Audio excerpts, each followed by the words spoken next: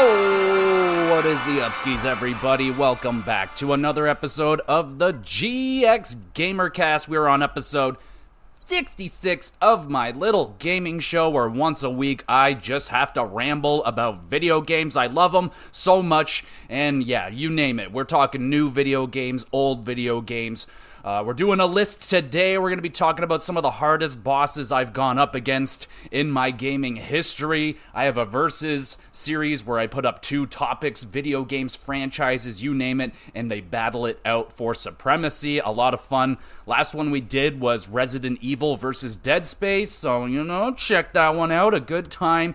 If you like video games, you might have a good time right here. So let's dive into it. So before we get into the main topic of today, let's talk about what I've been up to over the last week or so. And I always encourage you, the listener, let me know what y'all been up to out there. You've been watching some fantastic movies, especially scary ones. I'm still in the mood for scary movies. Send them in, your scariest movies. You try your best. Try and scare me. I double dog dare you. Send in what video games are you playing right now. There's a lot out there at this time. It's just, what are you playing? Something old, something new, Spider-Man, Mario. Let me know if you're enjoying it, not enjoying it. Throw it out there. Let the world let me know. And of course, what TV shows are you watching? There's a lot of shows out there as well. I don't mind a good TV show. I prefer comedy shows, but let me know what you're watching out there as I let you know what I've been up to. All right, let's start out with some TV shows. So my wife and I were watching The Midnight Club. I will admit that I was kind of in and out on this show. I didn't give it my full entire attention, but it's a interesting show. I didn't love it, didn't hate it. It just kind of was a show for me personally. My wife did like it, so there's that. It's about these kids that are going to a halfway house. I think that's what it's called, a halfway house. They're all on their way to passing on, so they all come into this kind of big, scary house, and they tell stories. Now, it's not anything really like Freaky Stories or Are You Afraid of the Dark or Goosebumps or anything like it was back in the day. Maybe a little bit more modern twist on that. It's just they kind of all get together at midnight, and they make a little club at midnight, hence the name of the show. They tell some scary stories. Some episodes were solid, some were just like, and the characters were hit and miss. The acting was a little hit and miss, honestly. It was an okay show. I mean, I've watched a lot better, so, check out a trailer, see if it piques your interest, and yeah, it was an okay watch. I also finished off Loki Season 1, and this one was okay. Again, I'm not huge on Marvel. I don't hate it, but I'm definitely aware of, the formula and stuff, and I felt the formula very much so in Loki. It kind of just was another Marvel thing, honestly. I like Loki. I like him. The character was solid in the show. The premise was interesting. It was a little bit boring, honestly. I really didn't like the visuals of this show. I hate just the digital era that we're in right now. The set pieces just look so phony. I mean, it's very, very fake, and it looks fake. It just really takes me out of it, so there's a lot of that going on. Some quirky, fun moments, but yeah, nothing really stood out. It was just kind of okay for me. I would debate for myself personally if I'm going to go into Season 2. I didn't love it, didn't really even would say it was oh, that was good. It was just kind of there, so a little bit, honestly, disappointed with Loki. It was just kind of there. What else did we watch? So Invincible. Yeah, Season 2 has begun. Haven't dived into that one yet, but I did check out that Adam Eve.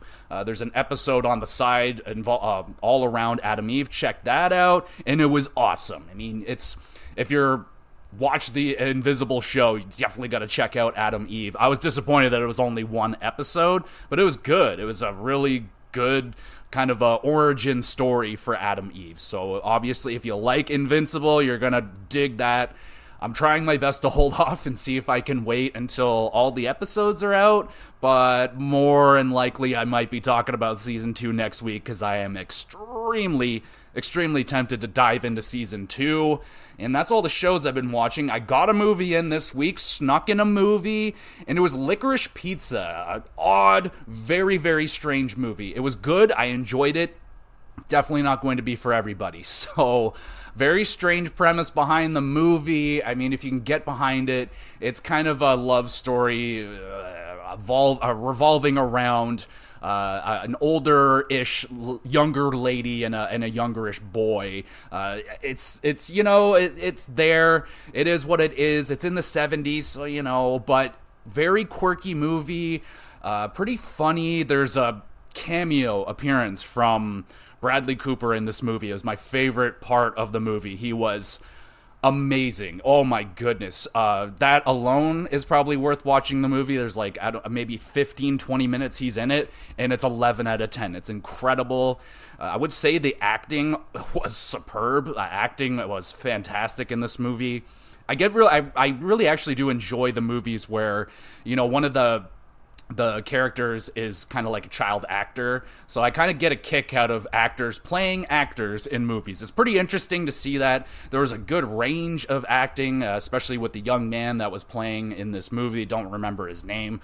But a weird movie for sure. It definitely, I had a good rant, 10-15 minutes just discussing the weird things that was going on in this movie to my wife, and she was like, that sounds extremely strange. I'm like, yes, it's a strange movie.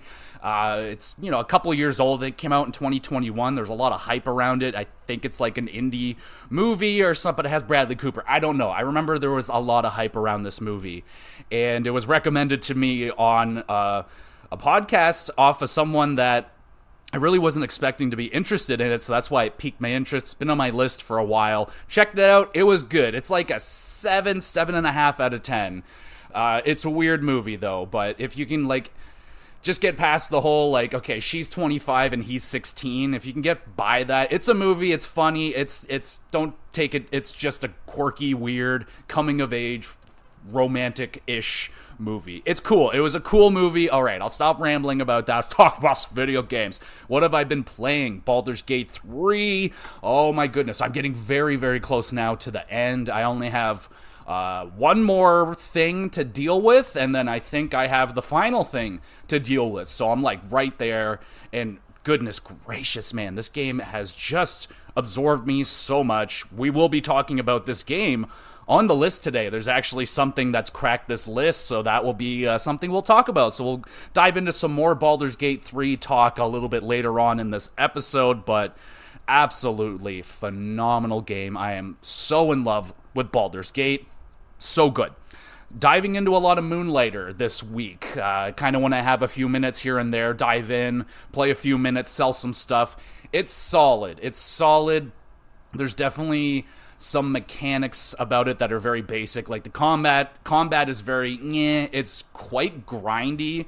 You are going into the dungeons repeatedly, just kind of collecting stuff so you can upgrade your weapons. It's very expensive to upgrade shit, so you're grinding and selling a lot. It's a fun gameplay loop, and I did say last week that it was charming, but it's also lacking charm in other areas. So it's charming in the way that it looks, the art style is cute and nice looking, but it does lack that personality charm. There's no characters that really come out I barely talk to anyone. Everyone's just kind of living and no one's really interacting with you all that much. The shopkeeps don't really do anything, so I'm a little disappointed there at not having that personal charm like Cult of the Lamb. That's what takes Cult of the Lamb to that next level. It's got a ton of personal character charm to it. But Moonlighter, it's if you could probably I think you could pick it up really, really cheap.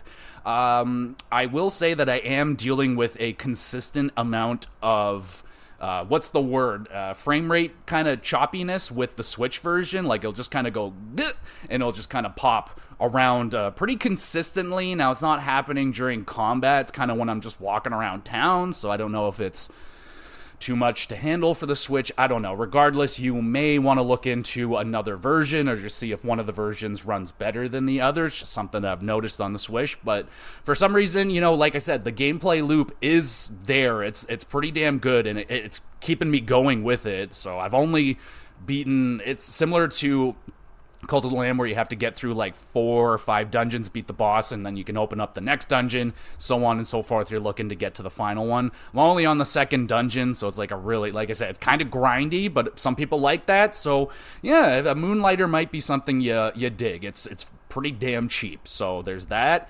I dived into Lies of P this week. Oh, so this one isn't cracking the list yet because I haven't gotten too far into it. Only made it to the second boss, but oh baby.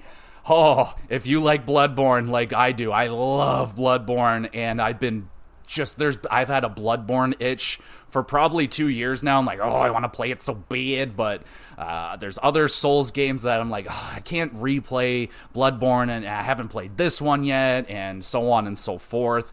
Kind of waiting for like a PS5 upgraded or remake, something like that to drop, Sony. It hasn't happened yet, and yeah, so Lies of P was there. A couple buddies from work on the Optional Boss God damn it. Every time I try to say the name, I mess it up.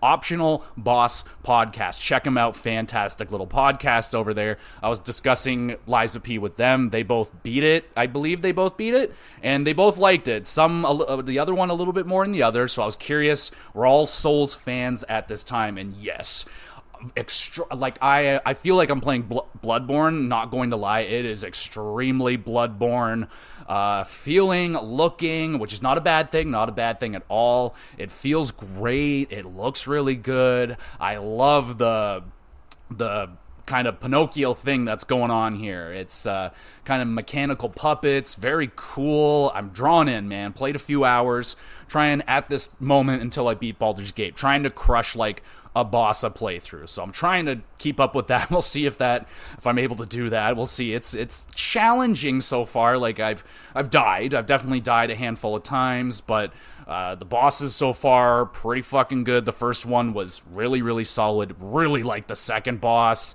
Oh, that was a lot of fun. So yeah, Lies of P so far really fun. Playing it on Xbox. It was on Game Pass, so playing it there. And made some purchases this week because, you know, Black Friday is in and around this time. So kind of looking around at some deals, and a thing has been... also been playing Resident Evil 2 Remake. Getting into that, and that fucking... that liquor. Oh, that liquor. I got to the liquor, and it scared me solid 8 times. I killed that motherfucker. Killed the shit out of it, but oh, I hate that liquor so damn much. And a random zombie... we had a moment in a door frame, and it was terrifying. I knew it was there, and it still scared me. Anyway, rambling on about that, but playing Resident Evil, I was really noticing, like, my TV just ain't giving me what I want. So I looked into it. Turns out my TV wasn't giving me what I wanted. When I was playing my PlayStation, it was actually only putting out a 1080p. Very, very disappointing. So I made a proper purchase, got a nice 4K monitor. It's lovely, and we're playing with power now, everyone. Playing on a nice real 4K 60 frames. I know I'm not a huge tech guy in that stuff, but I feel like I'm playing the right way now, and it feels really good. Things look a lot better now and running a lot smoother, so this is great. This feels really good. Also, my buddy, the homie, Kyle, picked up Modern Warfare 3, the newest Call of Duty. I personally had zero intentions of buying and or playing this one, but he bought it, so we share a library, so I also have it, downloaded it, had to make a ton of moves on the Xbox because it's 7 gajillion gigabytes large. I haven't played it yet. I am, I'm trying. I don't want to look at the reviews because they're bad, but, I'm going to give it a shot. I'll see how bad this campaign is. I'll try the multiplayer for like a week or two until people get too good, and then that'll be it, and I'll probably uninstall it. Apparently Zombies is in this one as well, so I'll check it out. Haven't really been a fan of Zombies in a long time because it's just gotten too complicated and crazy. But yeah, that's it, everybody. It's a big week. Squeezed in a lot of bullshit this week. So yeah, let me know, everybody, what you've been up to, and let's talk about some freaking hard-ass bosses.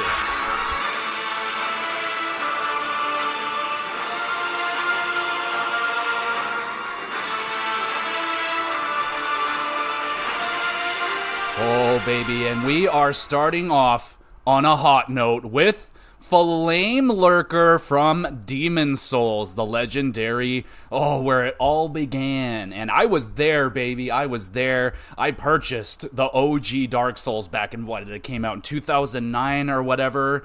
And this motherfucker actually wasn't that bad the first time I fought him, because I was a magician or whatever the fuck. And that is...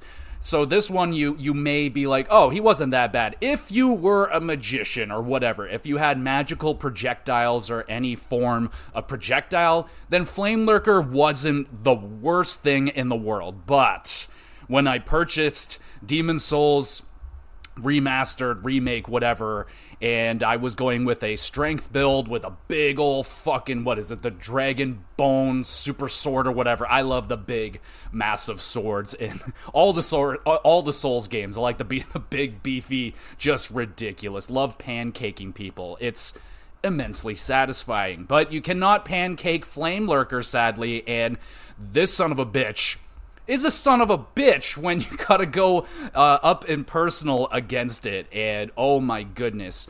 Admittedly, it wasn't too bad until I got to playing the New Game Plus in Demon Souls Remake. I'd platinum this thing, so I had to go through the whole entire game. I think it was 4 times because I messed something up, and I messed up a whole entire playthrough, had to go through it again. So I'm probably never going to play Demon Souls ever again.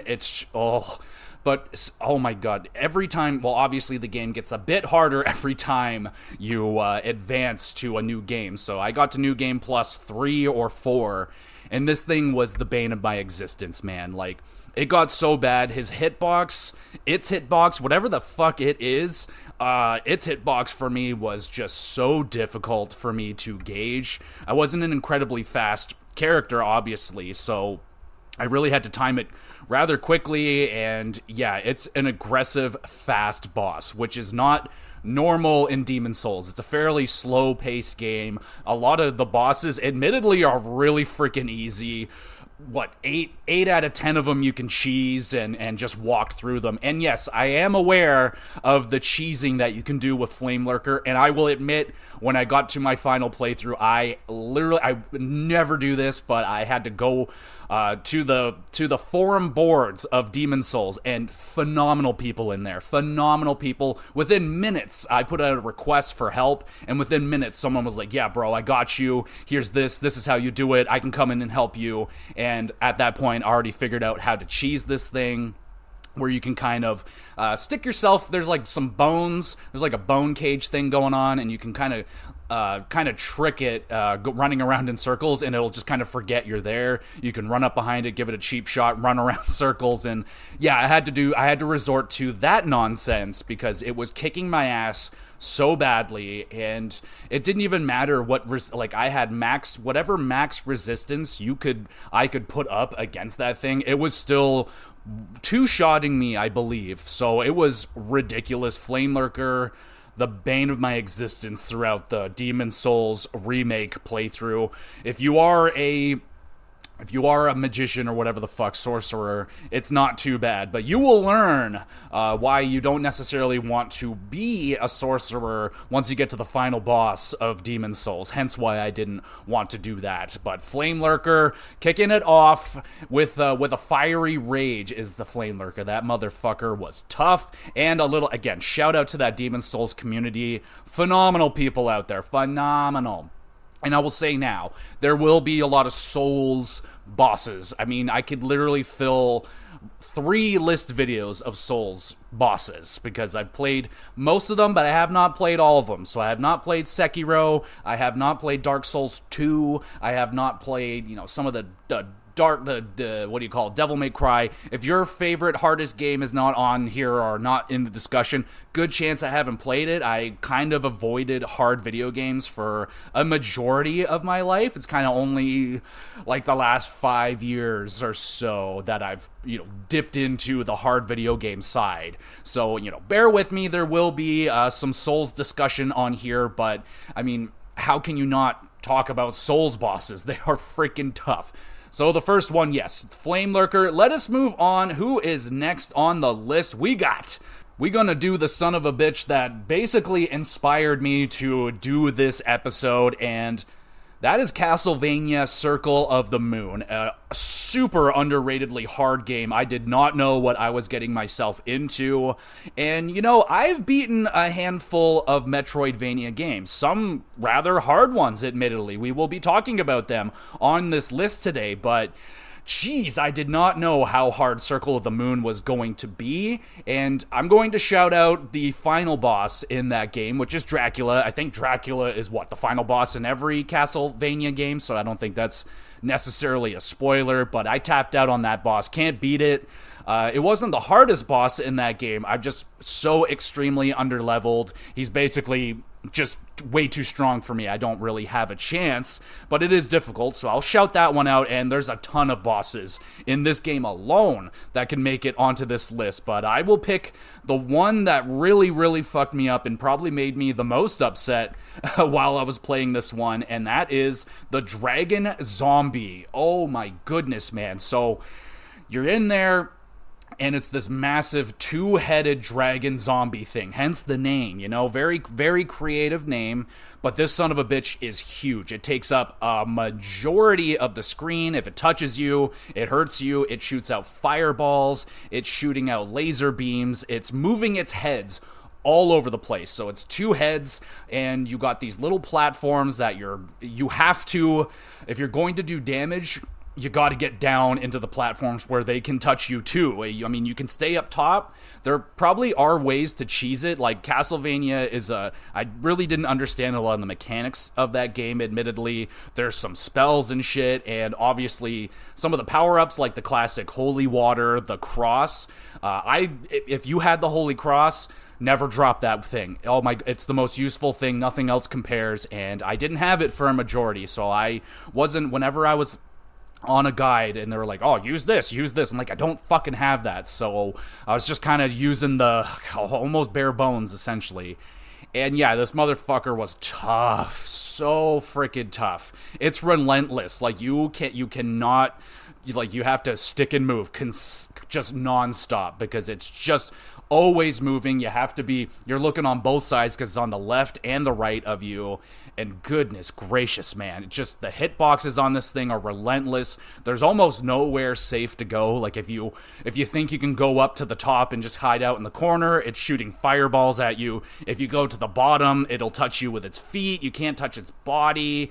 It was an infuriating boss, I must say, and it took me a solid 20, 30 tries to get through it, and it was tough, man. Even with save states, this fucker fucked me up. So shout out to you, double-headed zombie dragon sumbitch from Castlevania Circle of the Moon. That dude sucked ass. Speaking of that dude sucked ass, the music at the beginning was this dude's music, and maybe one of the most satisfying victories that I have had in a Souls game, and that motherfucker is the Nameless King in Dark Souls 3. Oh my god, this thing, not only is it one of the most epic bosses in all of the Souls games, maybe one of the most epic bosses of all time. This motherfucker, not only is it incredibly cool just getting to this dude, like, you have to go through a bunch of shit just to get to this guy. He's an optional boss. You don't have to fight him. But, I mean, if you're playing Dark Souls 3, you have to fight the legendary Nameless King, man. This thing, oh my god. And you may be, like, after attempt number 70, you might be, what the fuck am I thinking? What am I doing? Why am I doing this to myself? But, man, when you take this fucker down, whoa, it was so freaking satisfying. I popped up out of my chair, I was screaming, hooting, and hollering, took a lap around the house with the arms raised. You know it. If you've done it, you know exactly how that feels. Oh, but this thing is epic. You battle this thing, again, on one of the most epic battle stages ever. It's just, you're basically fighting in a windstorm, like electricity, lightning bolts all over the place. The music is an 11 million out of 10. It is so crazy. All the music in the Souls games are absolutely banana crazy, so freaking good. But this thing coming in hot on this a dragon, wyvern, whatever the hell you want to call it. Regardless, this thing comes in on this massive beast, and he looks so freaking cool, man. And, you know, I'm not going to go too much into the lore behind the Nameless King. You know, I'll let the professionals do that. Absolutely go down the rabbit hole of the lore in the Souls games. You will not be disappointed. It is amazing. And the Nameless King is one of the cooler ones for sure. But this dude comes in looking so fucking cool. The weapon, the flowing white hair or whatever the hell is coming out of the back of it, the armor, and he's like 10 feet tall. Like, this dude is fucking epic. So freaking cool and insanely tough. Oh my god. So, I don't know. I wish, you know, that I would put down a tally when I was fighting these guys so I knew exactly how many attempts it took to take this guy down, but it was a lot. It was a ton of attempts. I'd say this guy took me a solid 2 hours straight of going at it, learning the patterns.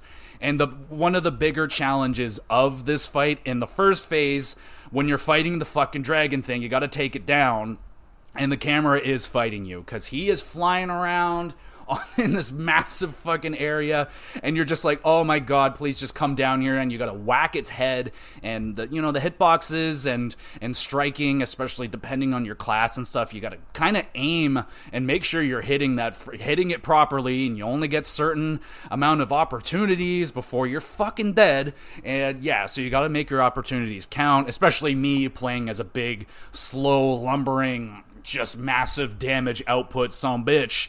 But, that's how I roll, baby. That's how I roll. But, yeah, the camera in the first phase is extremely difficult. It's a little bit... It definitely takes it down a notch as what would be, like, some of the greatest bosses of all time. If they could clean up that camera somehow, I know it would be extremely tough, because it's just fucking flying around out there. It's part of the epicness of this battle. But even once if you can even get through the first phase... Now you pissed it off. So you might have seen it a million times. I know I've seen that scene a zillion times before I even fought the Nameless King, but it kills its own dragon and absorbs its power, and you have fucked up. Now it's pissed, and it's coming at you with everything, and its attacks are relentless. It's got huge combos, ridiculous damage output, like forget about it, and the lightning strikes are... Oh, baby, I'm so dialed in this fight. Like, you got to be dialed in. You have to look at the way that he is moving. Make sure you're moving out of the way at the right time, because those lightning strikes just, bam, they come down very, very quickly, and you have a very, very small window to get the hell out of the way of that thing, and its range is crazy because it's so fucking big. Oh, man, and it's such an infuriating boss, because... It's the classic thing where you're like, all right, I got the dragon part down, and now you're into the second phase trying to learn that, and then you're getting frustrated, and now all of a sudden you're struggling again with the dragon part, and then you throw your controller down, and you're just pissed off. And I have, in my veteran age, I have learned when to put the controller down and sleep on it, come back fresh tomorrow. And there's a certain level of anger that once you cross that threshold of anger, you're not going to get it done. So just play something nice, play some Tetris or something. I don't know, but Nameless King has earned my respect. I finally defeated that dude, and I don't know if I would ever want to go back and fight it again, because it was freaking insanely tough. But again, my respects out there to the Nameless King. You absolutely murdered my ass. All right, up next, we're going a little bit retro right here. Some of the Nintendo OGs, the legends, like my buddy Billy, might laugh at this one, but it's Banjo-Kazooie, and it is Grunty. That little witch. Oh, well, she's not a little witch. She's a pretty fucking big witch, but she's a bitch witch. You know what I'm saying? Oh, never been able to beat her. I'll admit that right now. I have not been able to beat her, and I have not revisited or played Banjo-Kazooie in a long time. And I feel like the time is coming pretty soon, especially now that it's on the Nintendo Switch. I think it's almost time to go back and finish off Banjo-Kazooie so I can finally get to Banjo-Tooie. I've owned that game for like 15 years and haven't gotten to it because, like, I haven't finished Banjo-Kazooie yet necessarily. Got to the end, but I can't beat Grunty. Oh, and the worst thing about Grunty, it's just such a long fight. I remember it being so long. Like, I just couldn't get through it without taking all the damage. And I don't believe, like, I got everything, so I'm probably not coming in full powered. I don't even remember if that's a thing that you can do if you get a whole bunch of collectibles. I feel like I'm mixing up Donkey Kong Country 64 and Banjo-Kazooie a little bit. Don't worry, I much prefer Banjo-Kazooie. No offense, Donkey Kong 64. I still like you. It's just, come on, it's Banjo-Kazooie. That shit is all time. But God, Grunty, and I wanted to put, like, the quiz part in here as well, because I had so much trouble even just getting to Grunty, but technically that's a level, so I might have to do, like, a hardest levels episode at some point, and that will be on there, because, oh, that quiz used to kick my ass. Remember I feel like I thought that was part of the battle as well. Now, again, Nintendo people out there, you're probably laughing, screaming at me or something, because I'm a little bit hazy on the Banjo-Kazooie stuff, but damn, dude. I feel like it was all connected, or there was some sort of fake out with Grunty, but she's up there, she's shooting those fucking fireballs so much at you, it was ridiculous.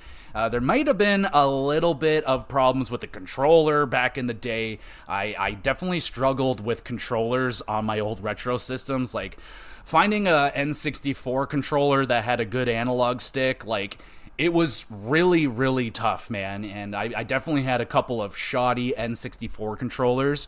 Again, I gotta shout out the homie Billy. He got this brand new black N64 controller, and when I just tried out what was a fresh feeling analog on an N64, I've never felt that before, and it was amazing. It was amazing. I was like, wow, if I had this, I might actually be able to beat an N64 video game, you know what I'm saying?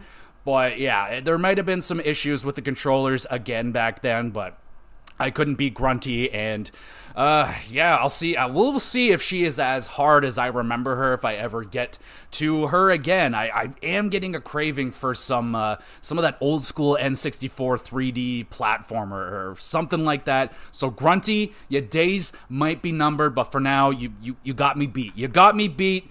Up next, who do we got next? Uh-oh. Oh, not him.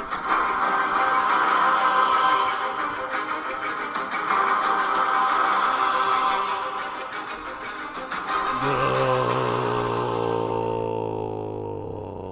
the Soul Master. Hollow Knight. Oh, man. So literally any boss in Hollow Knight could make this list. I think every single boss in that game gave me problems, but Soul Master was the first one that really kicked my freaking ass, and there will be a part 2, maybe a 3 or 4 of this hardest bosses list video or podcast or whatever. There will be more Hollow Knight discussion, but Soul Master was absolutely in-fucking-sane, man.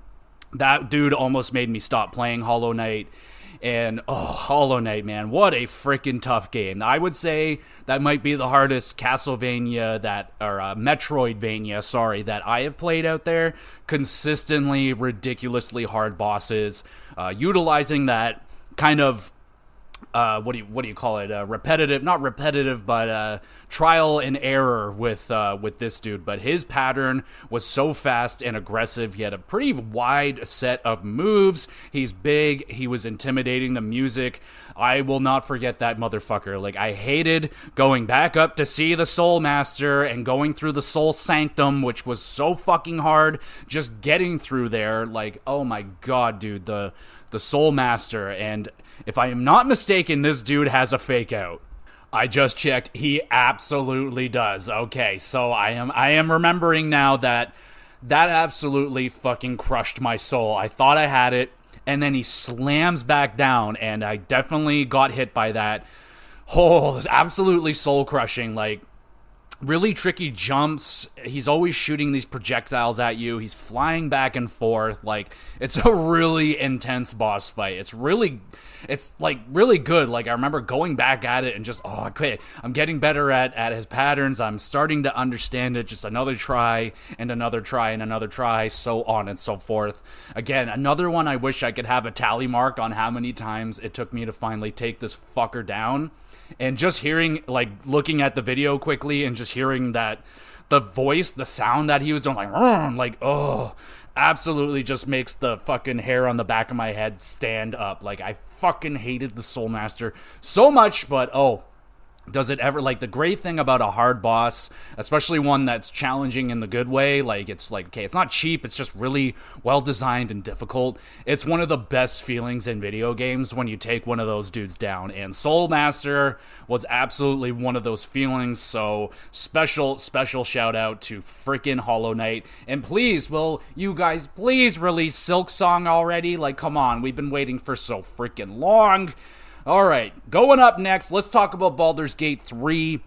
Just went up against this son of a bitch the other day, and so far, the hardest fight that I had to do in Baldur's Gate 3. And I talked about it in my impression/review podcast on this episode. It's a pretty tricky game. Like, if you're not familiar with these kind of games, you can get fucked up pretty bad in this one. So I've been hearing a lot of people turning it down to the lower difficulty, which is fine. I understand that. I'm more familiar with these kind of games, and I really prefer the challenge. I like them, strategy games, to be difficult, so it makes me think a bunch of moves ahead and all of that stuff. I love it. But fuck me sideways. I got to a boss.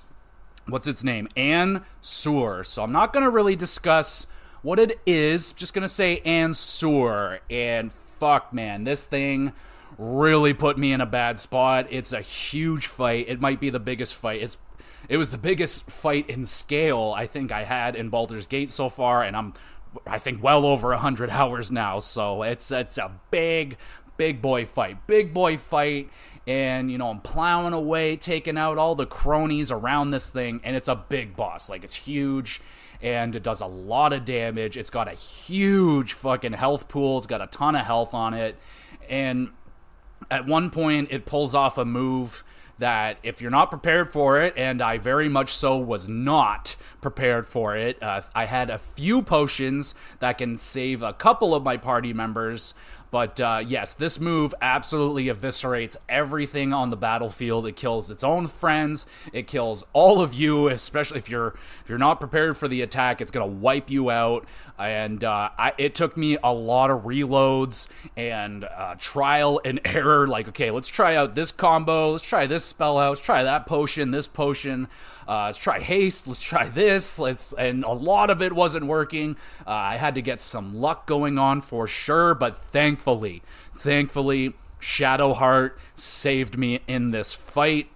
There's a certain spell that she had that you can only use like once, and I was like, all right, this might be it. So I used it, and it literally got me through the fight, and thank God for that, because I was like, okay, I might just have to, like, I probably spent like 3 hours on this fight, man. Like, it was a big fight, and I was almost ready to pull the plug on it and be like, all right, we might have to restart the fight with a whole new strategy, because I was trying to piece it to the end, and at one point I got so close, like, it probably had maybe 20 points left in health, and it was down to me. I had one dude left, and I was like, just trying to get the right roll, like, I just need to get a critical or something, and it wasn't coming, but I got it done. Thank you, Shadowheart. But Ansur was not fucking around in Baldur's Gate. That was a tough ass fight, and it might be all said and done, that might be the hardest fight. Not done it yet, but fucking shout out to Ansur. Tough son of a bitch right there. Moving on, speaking of tough son of a bitches, let's talk about Elden Ring. So I've discussed this son of a bitch quite a handful of times, and no, It isn't Melania. I am not going to be talking about Melania. I know a lot of people would be talking about Melania if you're talking hardest bosses in Elden Ring, but Melania for me wasn't that bad. I beat her on the first try. I got super duper lucky. I cheesed her without knowing I was cheesing her. I didn't know that I was using things that people would be like, oh, no wonder you beat her on the first try. I didn't know, and I don't care. I would have used it anyway. But she's not the one that's making the list today. It's Radagon and the Elden Beast. It is a combo fight, so it is together. You have to take them both down. So it's a 2-in-1 fight, and I fucking hate this fight. I hate it. Not so much Radagon. Radagon was actually pretty damn good as a fight overall. Very, very difficult. Radagon fucks you up, like, right out of the gate. Like, if you will get caught off your toes right out of the gate. It comes right at you with massive damage. That fucking sledgehammer, that area of attack, man, that fucker just can get you from anywhere, and so much damage. It took me a long time to be able to get Radagon down on a semi-consistent basis. I don't think I ever got consistent with Radagon. I got decent at Radagon, but there was a lot of times where it's like, oh, well, Radagon destroyed me in 8 seconds, so, well, that's how that goes sometimes. But it's the Elden Beast that makes this extremely difficult and also unpleasant. The Elden Beast, again, may be not so bad for some people, depending on your build. But me, I was an up close and personal, baby. I was a dexterity build, and I needed to get up close and personal. And the Elden Beast ain't playing that game with you. They're like, oh, that's cute. I'm just going to fly over here. I'm going to teleport over here. I'm going to do this, and I'm going to do that. So this is where, I got lucky with Melania, but did not get lucky at all with Elden Beast. Got no RNG on this one. I literally had to get lucky. Just had to get lucky. Took me, I would say, a solid 30 to 40 tries to get through this fight, and I was infuriated, man. Absolutely infuriated. It definitely, have discussed this before, where I like the games to stick the landing, and I put not a lot on it, but like a 0.5 roughly on a score. If the ending is so bad, or if the boss fight is just so insanely difficult or unpleasant, then yeah, it's gonna take it down. And I wanted to give Elden Ring a 10, but with the Elden Beast and how just poor that fight was, and how awful it made that experience, and how bad of a taste it left in my mouth, I had to knock it down to a 9.5, which hurts, but Elden Beast sucks ass, man. You gotta really, I would spend 50% of the fight just running around trying to catch up to it while it's shooting honing missiles at me. It's just relentless. It's extremely annoying. It's a beautiful fight, I'll give it that. It looks beautiful. It's cosmic. The battle arena that you're in is great. Way too big. Way too fucking big. I mean, the thing can just run circles for hours and hours and hours around you, and then even when you get close, it'll just shoot off that homing missile attack. It'll shoot out like a little one that's devastating, and then it'll shoot out a big one that's just like, go fuck yourself, it's just like 100 missiles. It's like, what the fuck am I even supposed to do? So, shout out to, Radagon and the Elden Beast. One of the toughest fights I've ever done, but also one of the more unpleasant ones that I've ever had to go through. That son of a bitch absolutely sucked ass.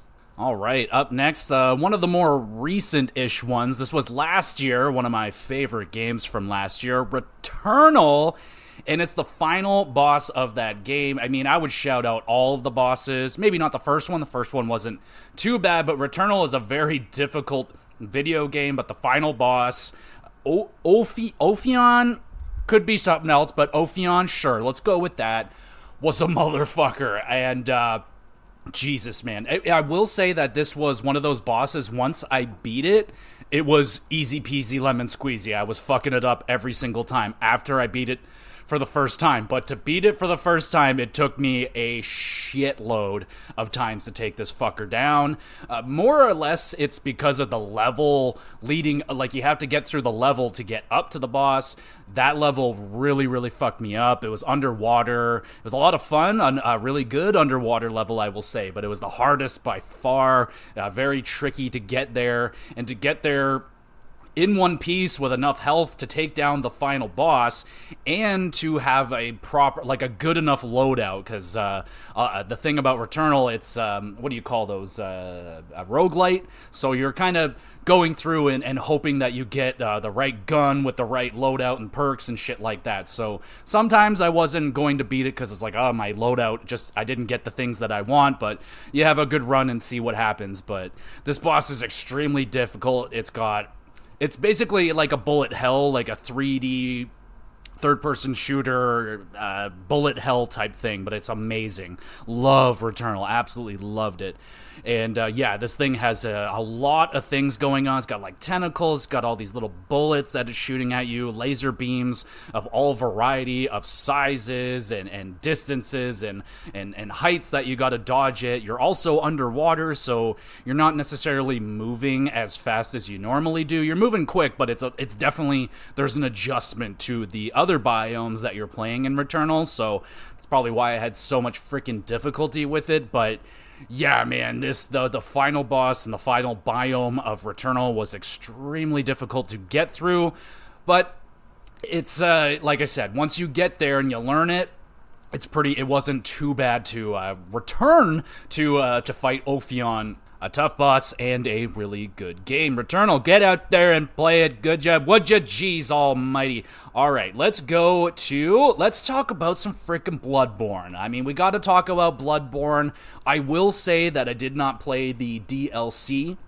I don't think I've only played the DLC of Dark Souls, and I'm not that game is actually not on this list today, shockingly. I will say I didn't find Dark Souls all that difficult. I'll just throw that out there right now. So there is that, but I haven't played the DLC for Dark Souls 3. I hadn't played the DLC for Bloodborne. I don't even know if it was out at the time when I played it. So I know that's where the home for a lot of the hardest bosses in the Dark Souls series are, and even of all time. There are some bosses, I know of all of them. Orphan of Kos terrifies me, don't want to do it. What is it, Lady Maria, I think, in Dark Souls 3, that like 4-phase boss fight. I'm like, oh, I don't know about that one. What is it in, there's a lot of hard ones in Dark Souls 3, man. Ugh. But yeah, so I'll just throw that out there. I had not played the DLC, so there won't be an Orphan of Kos on here, maybe one day if I go back to it. But my choice for Bloodborne is the Blood-Starved Beast. So this would be, I remember it vividly at the time. This was, for some people, not too bad of a boss, but for some people, this was like, holy shit, this thing is insane. It's a lot of people put the game down when you get to Blood-Starved Beast, because this thing is an absolute fucking beast. This thing is terrifying also. A lot of the bosses in Bloodborne are absolutely terrifying looking. I mean, what, Vicar for something, whatever the hell that thing is, that thing's terrifying. But this dude is creepy. Like, it's not really big or anything. Like, it's big, but it's not like a massive boss. It is incredibly fast. It is insanely fast. It's very, very aggressive. It's basically like Flame Lurker, but on crack. Like, this dude makes Flame Lurker look like a slow little baby. But this dude can fuck you up really, really quickly. And its second phase, I believe it starts like shooting off like acid or something. So if you get too close to it, it can like get you all acid, or it'll fuck you up quick. And I remember being terrified of this thing. I was so scared of fighting it. I used to use I was using a guide for this one, and there's like kind of a lot of build-up leading up to this boss. It's like, all right, this one could be really tricky for a lot of people, and it's kind of creepy, and it moves around like kind of creepy, and yeah, there's a lot going on with Blood-Starved Beast, and it's definitely the bane of the existence of a lot of Bloodborne players. I will say I don't even think it was necessarily the hardest one. I'm kind of saving the other dude for the other one, but I wanted to talk about Blood-Starved Beast because when I saw that name, I was just like, that motherfucker was a son of a bitch. So a special shout out to the Blood-Starved Beast. I'll be seeing you again soon one of these days. If Sony ever decides to remaster, remake, do whatever with Bloodborne, or make a Bloodborne 2, and we can have Blood Beast, whatever, blood. A lot of blood. So much blood. Moving on, let's talk about more blood. Let's do Nightmare X from Metroid Fusion. Another Metroidvanias, man. They are fairly notorious for their difficulty. I would say, Metroid Fusion was not easy. Wasn't as hard as Circle of the Moon. I'll tell you that for free right now. But Metroid Fusion had some tricky bosses in there, and fucking Nightmare X gave me some problems, and I've been aware of Nightmare X for quite some time, and it wasn't for his difficulty. No one was ever really talking about its difficulty. It's generally the design, the look of this boss is so fucking cool. So cool, man. Like, it's this massive alien creature thing, and while you're damaging it, it's just like falling apart, and its like face is just like melting off, and so freaking cool. But I could barely even bother looking at this thing because I'm so busy dodging this fucking thing that's just relentless. It's so big and hard to dodge, and it's scary looking, and this dude fucked me up good, man. It is a hard fight. I think it's the hardest fight, at least for me by far. It was the hardest fight for me in Metroid Fusion, but what a phenomenal little game that was. But and a special fuck you to Nightmare X, but one of the coolest looking bosses ever. I love that mechanic of the bosses falling apart a little bit. Aside from Sif, that is not cool, Dark Souls. That is the saddest, meanest, unpleasant boss fight of all time. How dare you? How could you? Why would you? You should never do that. But we're not talking about Sif, so there you go. That is the fucking Metroid Fusion. Not too much to say about that other than it's just a really fucking tough fight, and it took me a million tries to get through, and we're here at the final boss on this list. And the reason why I saved this one for last is because I have not beaten this boss before. I can't do it, and that is the final Valkyrie of God of War 2018. Oh, baby, I salute you. I bow down to you if you beat this thing. I don't even care if you beat it on easy. It doesn't matter. I couldn't beat it on easy. This bitch is tough. Wow. Oh my god. And I tried so hard. I put my fucking work shoes on and I tried. Couldn't do it. I didn't want to ruin God of War. I was like, I'm tapping out. You know what? I'm a man. I can admit when I am beaten, and that final Valkyrie, she beat me fair and square. I can't do it. Now, she is a little bit cheap, I will say. So the thing about her is you're fighting these Valkyries all throughout God of War. I don't think you have to. I think they're all optional. Correct me if I'm wrong, but they're all tricky. All these Valkyries, each one, some harder than others. Some had specific moves that were very, very difficult to dodge. Some of them were instant kills, of course, and some of them weren't so bad. But what makes this one so very difficult is that she is a combination of like all 8 or 9 Valkyries or whatever. She has every single move at her disposal. She can use anything, any move at any time. Some are very difficult to dodge. Some I think you can't dodge. I don't know. All I know is that I tried so hard. I never got the luck. Never got enough luck where she wasn't doing the moves that I just have trouble dodging. I think the one that I remember her breaking my neck a lot with the stomp. That one got me a lot of times. That fucking, she broke my neck so many damn times, that bitch. Oh, you bitch. Oh, I hate you, you bitch. Yeah, but she is tough, and I vividly remember going at it with both strategies, like tough. Like I went at it probably for an hour and a half with the Blades of Chaos, and I went at it for a solid hour and a half, 2 hours with the axe. Like, I tried everything. I tried all these different combinations with Asterion. I tried, and I failed. I failed.